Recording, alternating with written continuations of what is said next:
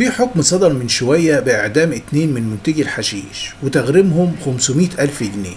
وقبل ما أكمل الخبر لقيت سؤال نط في دماغي، فقلت لازم أسأله لحضراتكم.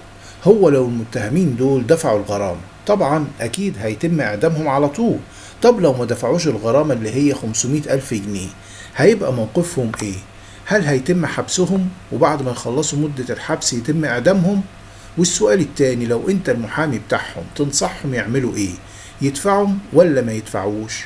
وعلى بال ما تفكر في الإجابة على السؤال، أكون قلت لك على تفاصيل الجريمة اللي بتحكي عن 2 من الشباب اللي شقوا طريقهم في عالم التجارة والتصنيع، وشافوا إن الحشيش السكة اللي هتعديهم وتخليهم مليونيرات وبوبات في عالم التجارة والأعمال.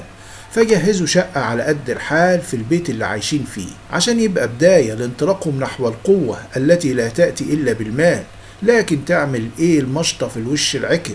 رجال المباحث عرفوا بيهم، ما تعرفش إزاي، أصل ولاد الحلال الأيام دي كتير. المهم المباحث حطت عليهم، فلقت في المصنع الصغير علبتين بلاستيك جواهم معجون من مخدر الحشيش جاهزين للكبس والتشكيل، وشوال جواه كميات من المخدر، و300 تربة حشيش جاهزين للبيع. كل ده عادي، لكن لما تعرف ان الشباب دول قد ايه كانوا فاهمين وبيخدموا على شغلهم صح، لما تلاقيهم جايبين اختام لزوم ختم الحشيش، وده عشان يحافظوا على علامتهم التجارية. امال ايه؟ امال ينزلوا بضاعتهم ويخلوا اللي يسوى واللي ما يسواش يقلتها.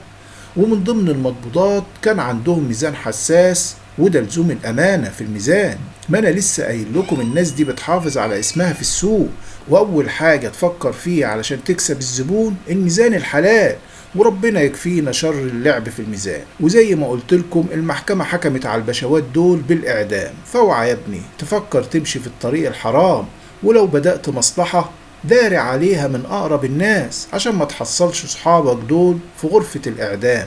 واعلم جيدا أن الجريمة لا تفيد. وفتكم بعافية وفي أمانة الله، وسلام.